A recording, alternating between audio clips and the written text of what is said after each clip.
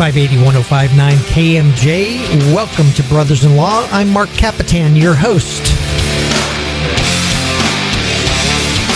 Brothers-in-Law is brought to you by the Kapetan Brothers Law Firm, serving the Central Valley since 1995. If you or anybody you know has been injured in an auto accident, a truck accident, or a motorcycle accident, give us a call at 559-498-8000. Or if you've been arrested or cited for a criminal offense, call us 559-498-8000. Kapetan Brothers. We are the Valley's law firm. On the show today, someone that I've seen around town for years and years and years, and I'm getting to know her. Self-proclaimed Wonder Woman, a writer, a publisher for the past 30 years, Melanie Warner. Welcome, Melanie. Hi, thank you for having me. Well, I wanted to have you on here because through mutual friends, we started to know each other a bit. And by the way, because you have many magazines, there's no dating relationship here. Let's set that out from the very beginning. So, because I know the group of people that read about you and listen to you, those rumors are going to start, right? Of course. Exactly. They'd be good rumors, though, right? So, okay. It wouldn't be the first time. That's funny. So I have here that you are a self-proclaimed Wonder Woman. What does that mean to you? That's so funny. No one's ever asked me that. I've been a travel. And that's why I'm here on the radio as Marc Kapetan. So go ahead. No, first question out of the gate. I've never been asked because it's funny. I've been a travel journalist for over 25 years. I own magazines and newspapers, and I started writing about the things that I loved, which was travel. Right. And so I had to come up with this moniker, and I just basically decided Wonder Woman. Right. No, I love it. And I actually have a company called Wonder Woman LLC, which is funny. So my Airbnbs go through that company. Right. So anything travel related has always been about Wonder Woman, and it's really more, it's kind of evolved over the years from just travel to just kind of a way of life and wanderlust by nature. Well, and that's what, so now that was the real point of the question. Is it purely a travel thing, or has it become something more than that to you? It's kind of, I think it's become, I mean, I didn't know when I kind of coined that many years ago that I would become that person. Right, you know what I mean? It was more for fun and takeoff of Wonder Woman. But it's funny because even when I did like online dating and that was my profile name, and I would get like the weirdest, you can only imagine the weirdest, if it wasn't weird enough, being on there, but some of the strangest comments. I have yet to have the guts to do that. How long did you do that for? You know what's funny? I have a very public life, but I'm a very private person. So I was too embarrassed to do it. And then I heard Martha Stewart did it. Oh, was this before or after prison with Martha? I think it was before. Maybe that says something. That may make a difference in your dating life. Yeah. So, but she put on her profile that she was looking for somebody who had their own helicopter. Oh, so I thought, okay, well, I don't know how that worked on Match.com or Plenty of Fish, but I thought, hey, if Martha can do it, I should try it. And did you ask for a helicopter also? I did, but I haven't had any matches so far in Fresno from that. No, I'm just kidding. It's funny because you said, and you even, you said to yourself, and this is how I have known you in the sense of I've always seen you about town. You've always been very public, but yeah, you're right. I didn't know anything about you until I started doing research and reading up on you and stuff like that. I mean, was that? Thank you. That was intentional. Well, and that's what I was at, and that's what I was wondering. Is it an intentional thing? It really is, because I've built my entire life since I was 15 years old, being in public platforms, being on radio, and then being an actor and owning magazines and being a writer. For me, I want to write about what people want to read about. They don't want to read about me. They want to read about themselves or their friends or their pets or their plants or things going on in the community. Right. And so it's really, I've never made my platform about me. I've never made it personal. And it's funny because I'll go to dinner somewhere. It's really funny if I'm with a date, because they get completely ignored, and people will come up and sit down and talk to me for like an hour, and my food's getting cold, and they'll tell me their life story, which is great, but I don't know them. Right. But they think they know me. And my date's like, who am I? Chopped liver, And then sometimes they'll try to get food off the plate, and then the owners will come out and start talking to us, and everybody's so afraid we're going to do a hit piece or something negative about them that they're all so nice. And I'm like, We don't do that stuff. We just like to feature great things about people, I've had 3 people that I've interviewed so far that had that same sense of, is this a hit piece? I'm like, no, I'm just talking to people. Don't worry about that. And I'm like, listen, if it's a hit piece, it'd be on the record and you would know I'm coming for you, because funny. we don't really take a shot at somebody unless they're offending a mass group. And you're talking about the magazines that you have and things of that nature, right? Yeah, absolutely. It's always been, we don't go out, we try to lift people up and do positive things for the community, for the world, giving back on all that. And let me explain that. You have, so you've been a publisher for about 30 years now, and I've seen, and everybody has seen Melanie Warner in some form around town because you have Fresno Magazine, Clovis Magazine, Figard Magazine, Clovis Sports, which I love, Bluffview, Copper North. You have these community-based magazines. Where did that come from? Well, I have more magazines than kids now, so that's a little weird. But the kids get old enough to take care of themselves after a while. Right. The magazines, we're still working on that. Have the kids worked in the magazine field with you? They have, which is really funny because my daughter is now 23, living in Los Angeles. And there was a point where we discovered when she was working at a restaurant that she was working right across the street from where I was working at 23. We were literally on the same corner. Oh, that sounded terrible. No. we were across the street from each other in our buildings that we worked at. Well, okay, and on this corner that you were working at. Now, what kind of business was it? What were you doing down there? She was working in a restaurant, right? And I was working across the street. There was a building that when I first started my magazine and my company called the Hollywood Referral Network 100 years ago, I was working in that office. Wow. And there was a point where I made the decision to start this business, and I couldn't afford to pay for the office and pay rent. Right. So I moved out of my apartment and moved into my office. Where was this located? It was in Los Angeles. It was at Victory and Coldwater Canyon. Oh, wow. Victory and Coldwater. Yeah. Oh, we used to, believe me, in the rock and roll days, we were down in that area all the time. Yeah. So I was living there and I was an actor and I was modeling and stuff. But then I really wanted to start this business with this magazine. And so I started the Hollywood Referral Network and the Hollywood Monthly Magazine way back when. Yeah. And were you a journalism major at any point? I mean, how'd you get into that? I have been writing since I was literally the first memory of my life. The earliest memory I can remember was being in Texas as a kid and writing on a chalkboard every word I knew. Like every word in my vocabulary that I knew, I was writing down. So I must have been pretty young or really dumb, and maybe 12 and only knew like 6 words. And so I started writing when I was in 2nd grade. I started writing poems and they got published in the newspaper. And my mom saved all those. So I've been writing a long time. So when I say 30 years, that's how. No, I'm just kidding. And so then I also created a newsletter called the Dogwood Times because we lived on Dogwood, and I would go around and knock on people's doors and ask for news, and they thought I was crazy. No, you're kidding me. Not kidding. And you're under 2nd, 10 3rd grade, yeah. No kidding. And we did the Dogwood Times. My mom still saved it.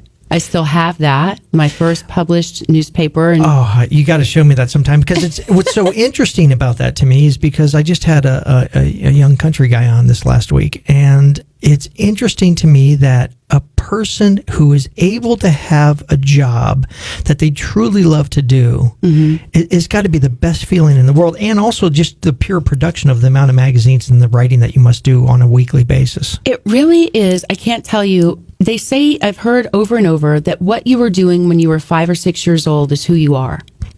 And okay. If we can get back to being that and just playing and having fun and doing what we love. Okay, you're killing me because because I wanted to be a marine biologist when I was young, and I actually went into that, and then I switched over to law. And I'll tell you right now, there was no sense at 5 years old that I wanted to be an attorney. So, so you're just killing me right now. Oh, I'm crushing your dreams. I'm sorry. Crushing my dreams.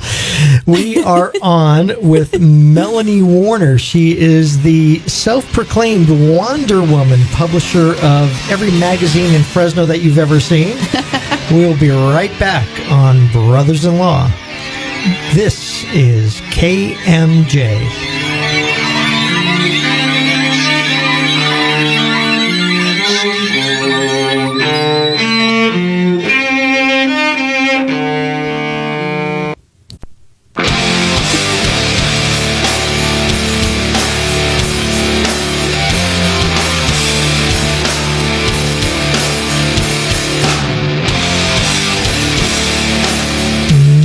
Talk 580-1059 KMJ. Welcome back to Brothers-in-Law. I'm Marc Kapetan, your host. Brothers-in-Law, as always, is brought to you by the Kapetan Brothers Law Firm, serving the Central Valley since 1995.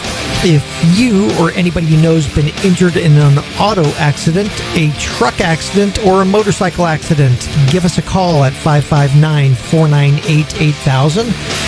Or if you've been arrested or cited for a criminal offense, call us 559-498-8000. Kapetan Brothers. We are the Valley's law firm.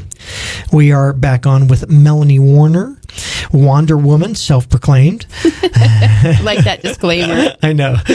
We actually had to okay, Marcella Taylor, who's sitting here right here, my producer, we actually had to look that up on the thesaurus earlier because we were like, okay, what do you call it when you name yourself something like that? And we're like, and so we're going through name yourself, self-titled, self-proclaimed. There it is.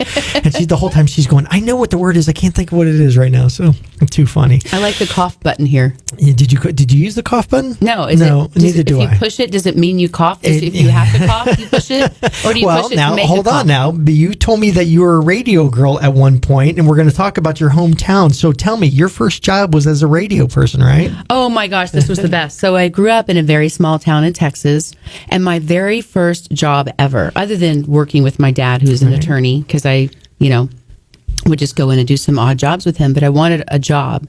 So I heard about a job at the radio station. I thought, that sounds like a fun job. I want a fun job. If I'm going to work, I want it to be fun. Yeah, tell the guys here at this station. Yeah. Right. So I was naive because I'd never had a job, no matter a job that was fun or not. So I went in, and Mike Kniesel was the program director, and he says, so it's really important if you want this job, you can't have any kind of regional dialect whatsoever. I went, what the heck? So I was so nervous. Yeah. And let's mention, you're a Texas girl, right? So I am. Yeah, so from that day forward, I was so self-conscious about my Texas accent. Right. I swear, y'all, I didn't wear jeans for 20 years because I did not want to be a hick from the sticks. And I didn't want to have that accent. So I really was trying so hard to be adaptable and not have any type of regional dialect. And so I was very conscious of that at 15. You're like the old job.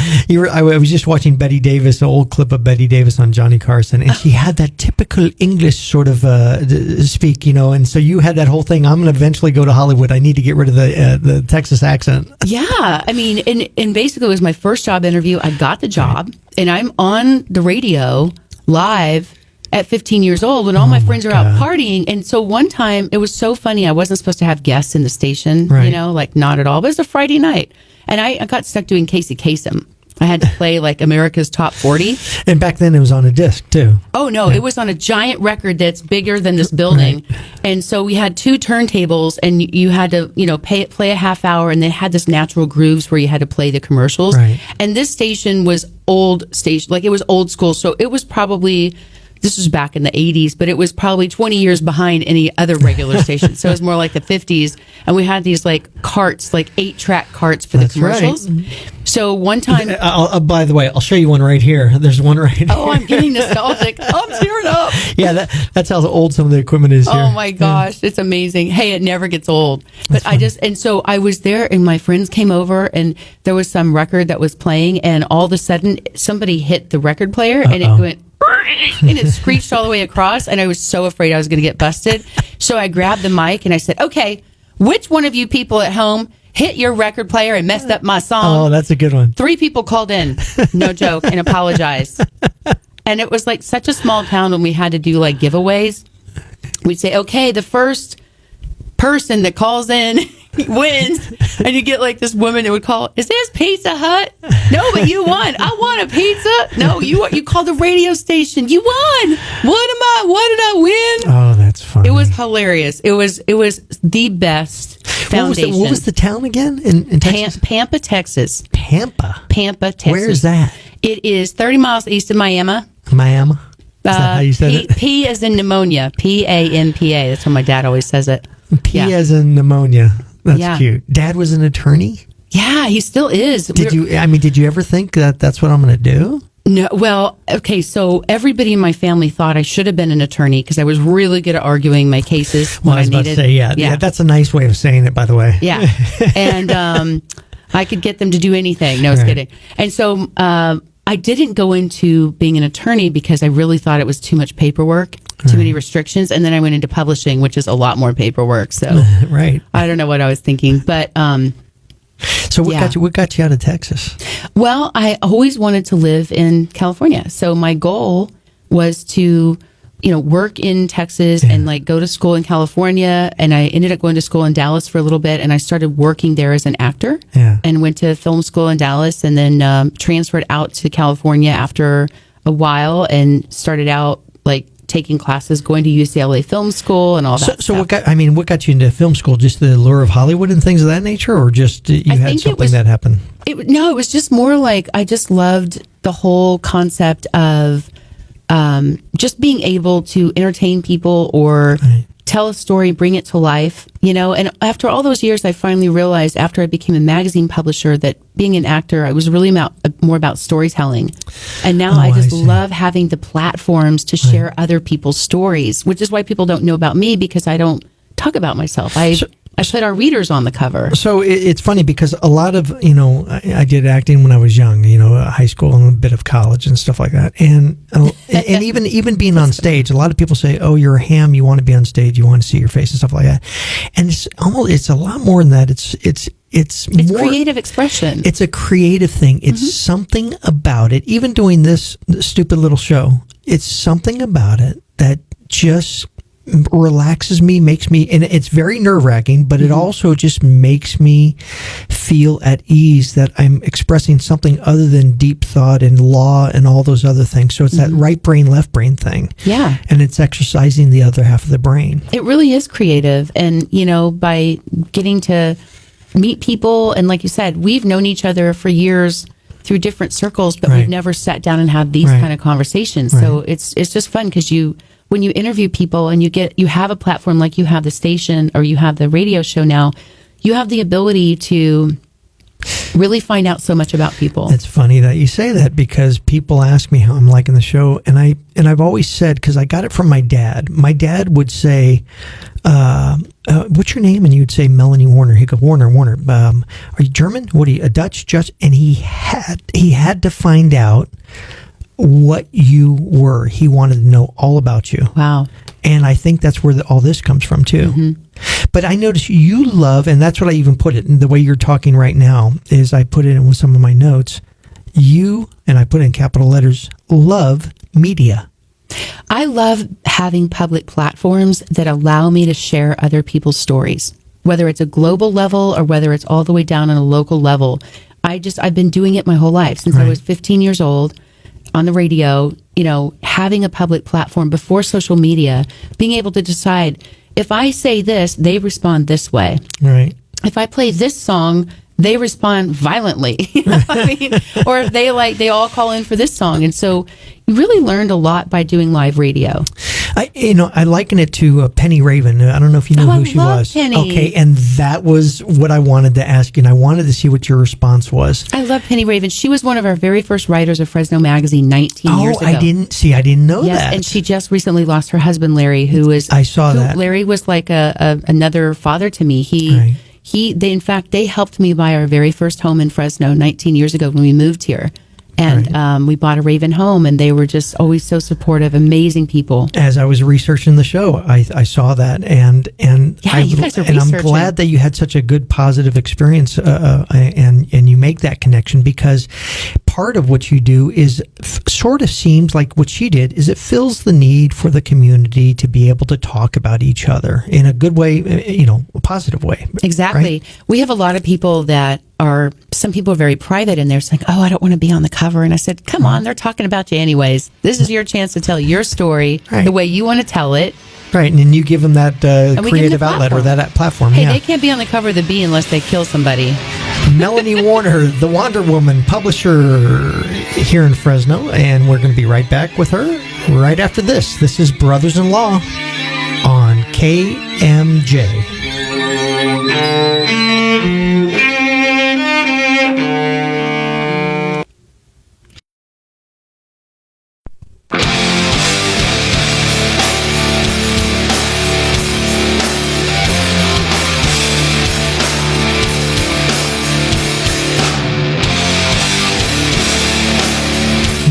Talk 580, 1059 KMJ. Welcome back to Brothers-in-Law. I'm Marc Kapetan, your host. As always, Brothers-in-Law is brought to you by the Kapetan Brothers Law Firm, serving the Central Valley since 1995.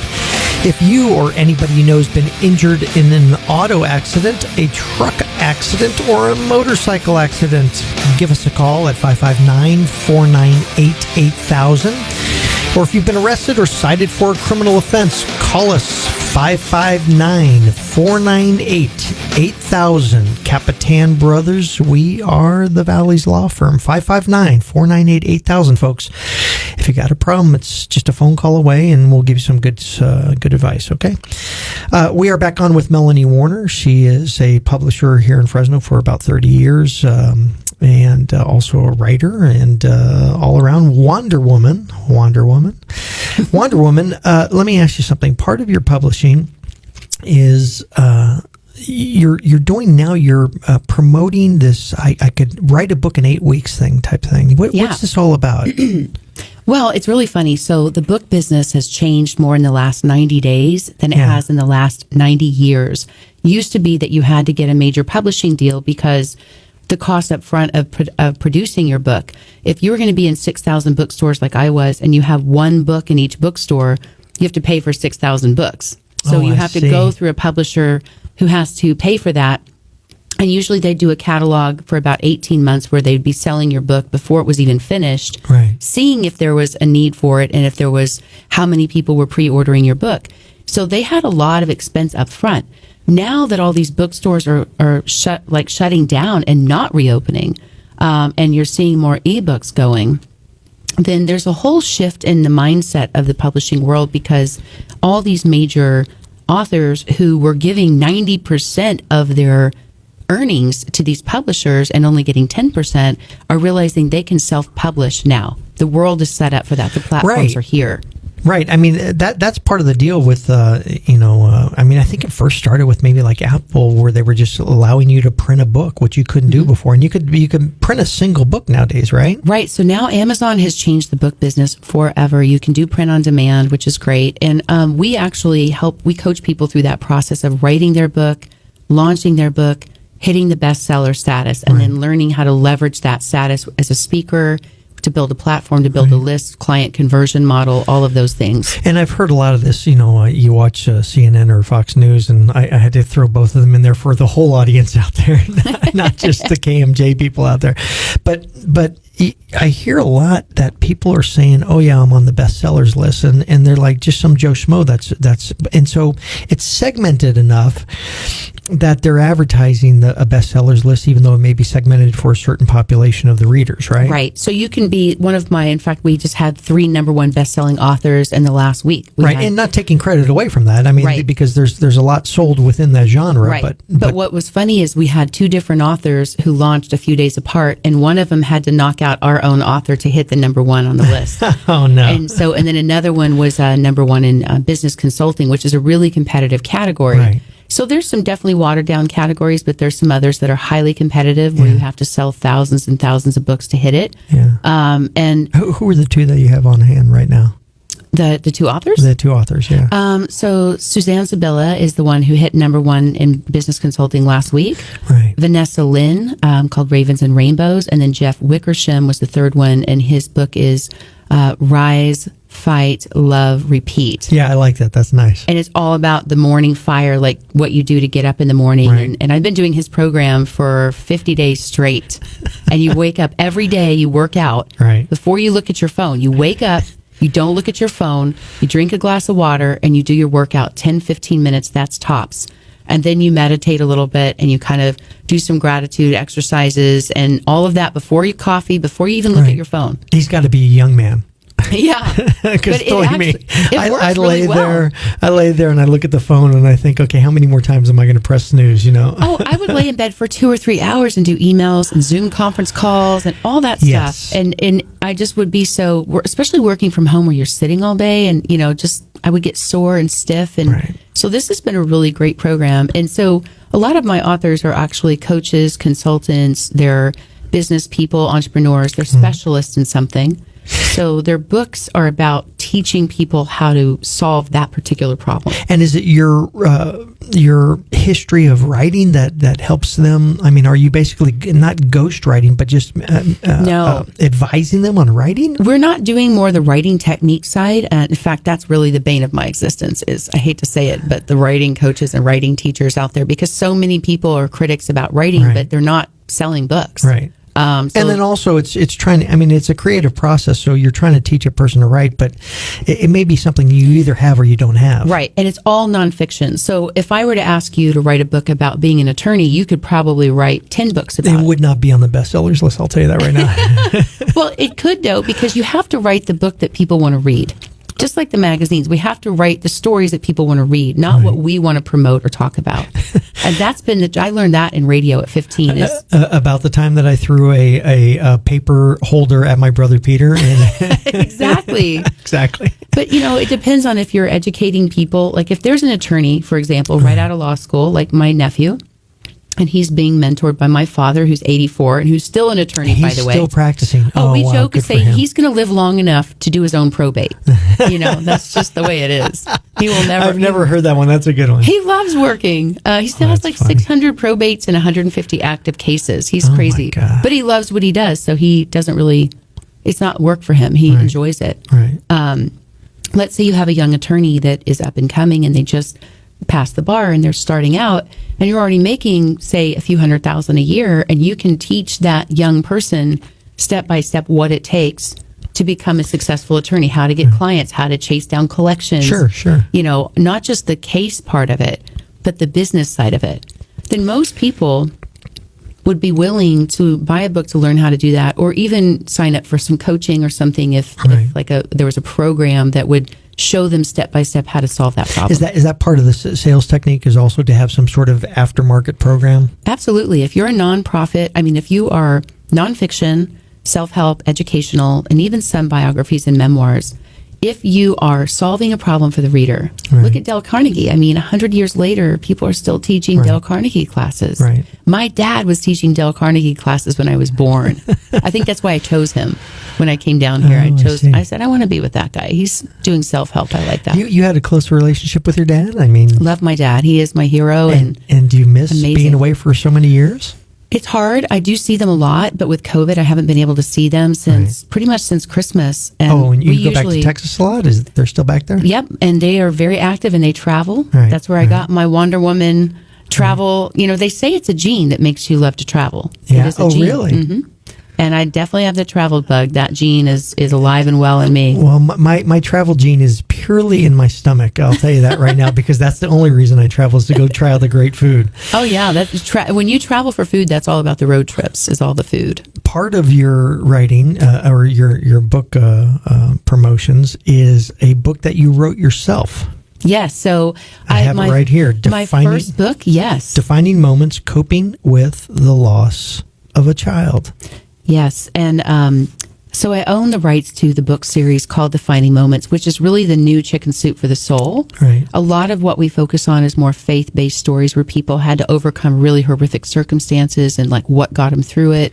And so I worked with my mentors wrote Chicken Soup for the Soul. Right. They gave me the business model. Oh, and, wow. I worked with them for years, and then they sold the rights. That book was with their company. And then this book took a long time to happen because the book was with them, then they sold their company, they sold their rights.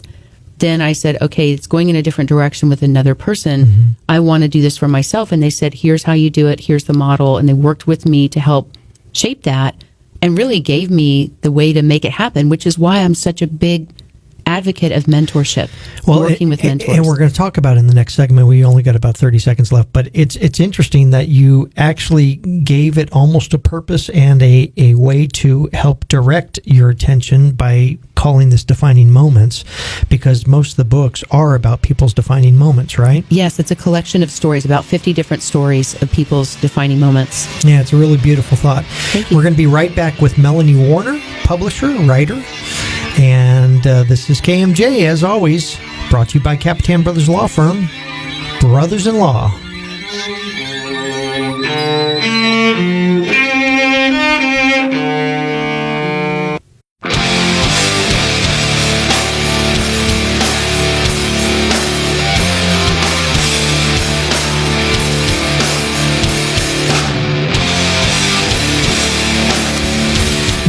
Talk 580 1059 KMJ. Welcome back to Brothers-in-Law. I'm Marc Kapetan, your host. Brothers-in-Law is brought to you by the Kapetan Brothers Law Firm, serving the Central Valley since 1995. If you or anybody you know has been injured in an auto accident, a truck accident, or a motorcycle accident, give us a call at 559-498-8000. Or if you've been arrested or cited for a criminal offense, call us 559-498-8000. Kapetan Brothers, we are the Valley's law firm. We are back on with Melanie Warner. You can see I'm laughing because sometimes I'll start playing that music and I'll forget that I have to say something, so that I have to make announcements. So I just get lost in it. Melanie Warner, publisher here in town, and actually up and down the valley, writer, former actress, I think you did films, you did all sorts of stuff back in the day, right? Yeah. Yeah, you know what? And of course, I didn't turn on your microphone, so I'll dub in that. Yeah, if you could say that. Yeah, again. Yeah.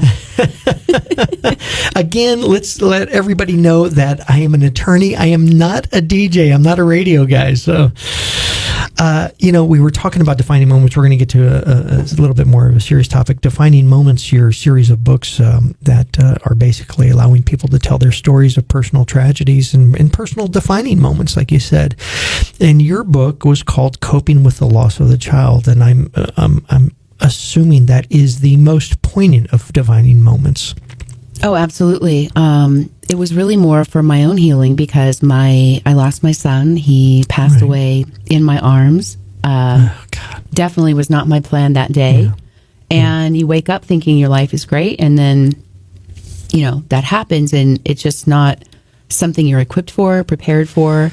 And it really shut me down emotionally, and it really caused a lot of other issues in my life, in my marriage and my business and my finances and my emotions. Right. I just didn't care about anything after that. And I shut down so hard because I didn't know how to cope, and there weren't really that many tools. Right. And I didn't even know where to find support. It just caught me off guard so bad because in business, I've been an entrepreneur since I was 18 years old. Right. And I can lose money, make money, deal with tax. I've been to tax court, like everything. Like, I don't get emotional about business stuff, but when I lose somebody I love, that is just like the hardest thing for me. Well, and it's in business. You have a tool that you have an answer to every. You lose money, you start saving. You need to do advertising, whatever it is. But you can fix the problem. Yeah. My brother Peter had a conversation with my dad years ago when he had his first baby. He said, "Son, you're gonna have the baby, and you're gonna count on their hands and feet whether they have 10 toes and 10 fingers." Mm-hmm. And then he said, "Okay, but then when does the worrying stop?" And he goes, "When?" He goes, "Never." He goes, "Never stops." I can't imagine. Is there a point in time? And without trying to sound cold, and I know maybe writing the book's part of it, but is there a point in time where you tell yourself, not that there's enough grieving, but that maybe there's others out there, or it's time to pass along the grieving to somebody else? Is there a point in time? It's an interesting question because as I was driving over here, we have a local meeting for Compassionate Friends, which is for families who've lost a child. Yeah, it's called, what is it called? The Compassionate Friends, and we actually meet. Of the Central Valley. Right. We usually meet right over here at the bank, at Murphy Bank, but because of COVID, we've been doing our Zoom meetings. So that was who I was talking to when I came in, is that group. And, there's a lot of local people that have experienced loss, whether, one of them had a child that died of drug overdose, one lost to suicide, one was murdered. One was murdered in Figaro, and I read that you were friends with her too. Linda, Lisa actually was on the phone with Lisa when we walked in here today. Oh, I see. Yeah, so and we go to court with her, we help give her support. Like, this is what we do, because if you've gone through it, and a lot of other people don't understand it unless they've gone through it. Right. So the thing that helped me heal was to finally start talking about it to other parents. And when I started to talk to other local people, in fact, like Mike Reynolds, whose daughter Kimber was murdered, he started the 3 Strikes Law. His story is in our book. Dean Eller, who left a high-paying job to go run the blood bank when his daughter got a rare blood disorder. And when she passed away, he left that job and went and basically took over the blood bank. And do you know that when I lost my son, I almost died too, and I lost about 70% of the blood in my body. And if it wasn't for Dean Eller's daughter Jenny all those years ago dying, and him becoming the head of the blood center, I might have died that day. Oh, wow. So I never knew how much those defining moments were truly connected. Right. And I got a chance to speak at one of their events and thank the donors. And there was more than likely somebody in that room that donated the blood that saved my life. You know? Oh, that's interesting. So we really are connected. We're all connected on a local level, on a global level. And these stories just give people the chance to take the shame away or the pain and be able to talk openly. This is a subject nobody wanted to talk about. Well, losing a child. And the reason why I'm so interested in it is because I'm dealing with a friend, a very close personal friend who's struggling, and I don't know when or if the person will ever get to the point to where they could come out of that, and that's why I wanted to talk to you about it. I appreciate that, and the easiest way I can tell you is imagine how you would feel if you were an amputee. Mm-hmm. You know, where you've been used to having both legs and you lose a leg. Right. So you still learn to function, but you're not the same. It's, it's like a wagon with 3 wheels instead of 4. It can still move. It can still go in a direction, but it's not going to have the same stability that it had before. Is there a moment that, and I liken it to telling friends about my mother, that one day it'll be right before midnight and you're ready to go to sleep and you realize, oh my God, I forgot to think about my mom who passed away, now 30 years ago. Is there that moment? Is there that point? I think to a certain point, because when you lose a child, you're losing your future, their future. Like, you don't get to mourn the loss of their life, and I remember getting like the death certificate, and it was like it said married, no, served in the military, no, and it just made me realize all the things he would never get to do. And so that's an interesting observation, that the life is on that record and then none of the boxes were checked. Right. And it really hit me at different times. And sometimes I would just be like at the store and I would hear a song that we played when we took him off of life support. And I would just be a mess, and I would be literally, bawling and falling apart all over the zucchini. And of course somebody would say, "Are you okay?" And I was like, "No." Yeah. And I'm like, I didn't know how to talk about that. And to have to make the decision too. Oh, that was really a horrible decision, because at first I thought, am I giving up before this miracle? And then I thought he could have died alone. So that we were so lucky. And I say lucky. I never thought that parents with kids who are sick and in the hospital were lucky, till I went back after he died to get his records from the hospital and realized they're lucky because they're still here. There's still a chance, and it's hard to reach the point of acceptance. Right. And I think we want to keep them alive as long as we can in our hearts and in our world. And I will tell you the number one thing, I was just talking about this with somebody else today. Most people, when you hear about someone that lost a child, your native instinct is, don't talk about it. Don't bring it up. Maybe they'll forget. Let's not make them upset. We're upset anyways. And the truth is, we don't want people to tiptoe around, walk on eggshells, and not talk about our kids. We want to talk about our kids and be proud of them, just like if you would talk about your kids in their baseball game. We want people to remember. So what's the suggestion to a person? Do you say, ask them how they're doing, ask them what they're feeling? What do you suggest? That's a great question. And sometimes people say some really stupid things. You just want to smack them. Yeah. And but like for your friend, they have to apologize. Hey, this may be stupid of me to say. I'm sorry, but But really, the best things, there really is nothing you can say or do that's going to make things better. It's not going to bring their child back. Right. But like if you have a friend that had a miscarriage, sometimes it helps to name that child, even if they never got to give birth to it. There's some closure in naming that child and feeling like that it had an identity and that it was a person. Because every life is a life, no matter what stage they're at. And then another very, very powerful thing is for people that are healing is to write a grief letter to the person that died and really kind of have a chance to resolve those feelings.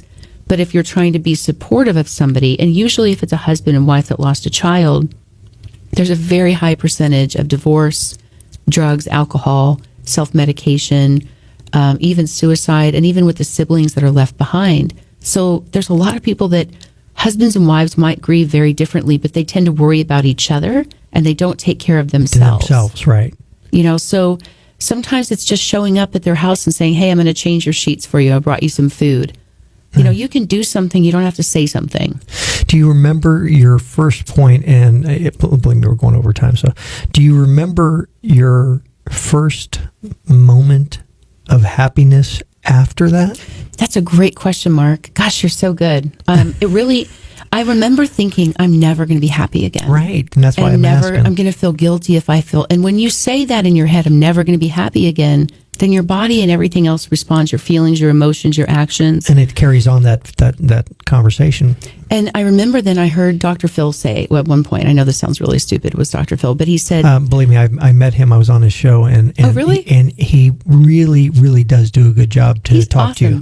And it just hit me between the eyes. He said, you know, the length of time that you mourn somebody does not reflect the depth of love that you felt for them. Oh, that's interesting. And that gave me permission to be okay. And the worst thing was when I'd see people at the grocery store and they would turn and run the other way because they didn't know what to say and they were just feeling awkward. Or there were people that said, I'm so sorry I couldn't come to the funeral. I just couldn't see. Which just puts you deeper in small isolation. Casket, you know, and I'm like, okay, that's about them, but at least they told me. Right. And you know, my son's birthday's coming up August 31st, and my next book is coming out that day. And everything I do, the whole Defining Moments series, everything I'm doing in my life right now is because of him. And his name was Carson. He would have been 15 years old. And that book is called Defining Moments, SOS, and it's stories of survival. So it's a story, there's 50 different stories in that one as well. This one is specifically about people that have lost a child. And that one is really about people that have overcome horrific challenges in life. Well, may his memory be eternal, as us Greeks would say. Thank you. It's Defining Moments, Coping with the Loss of a Child. Melanie Warner, this has been Brothers-in-Law on KMJ. Thank you, Melanie. Thank you for having me.